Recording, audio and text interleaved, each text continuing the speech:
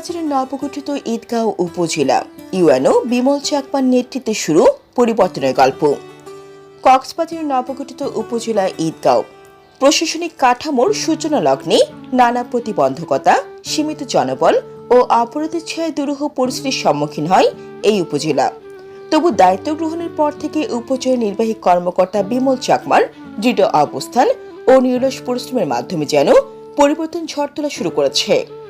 অবৈধ মাটি কাটার বিরুদ্ধে ধারাবাহিক অভিযান পরিচালনা করেছেন তিনি। প্রায় প্রতিদিন বিভিন্ন স্থানে তার সরাসরি উপস্থিতি লক্ষ্য করা যায়।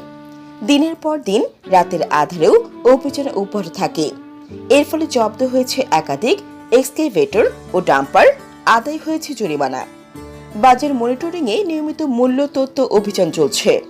ভোক্তা অধিকার সংরক্ষণও নিয়েছেন কঠোর অবস্থান। অবৈধ করাতকলের বিরুদ্ধেও একাধিক অভিযান পরিচালিত হয়েছে।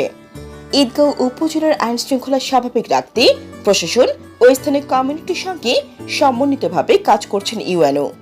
উপজেলা পরিষদ ভবনের নির্মাণ কাজ শুরু করতে সরকারি বিভিন্ন দপ্তরের সঙ্গে নিয়মিত যোগাযোগ রাখছেন।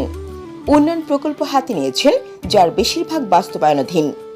একজন প্রশাসক হয়েও তিনি সরাসরি জনগণের পাশে রয়েছেন। বিদ্যালয়, কলেজের বিভিন্ন অনুষ্ঠানে অংশ নিচ্ছেন নিয়মিত। মুক্তিযোদ্ধাদের সংবর্ধনা, জাতীয় দিবস উদযাপনের সক্রিয় ভূমিকা পালন করেন।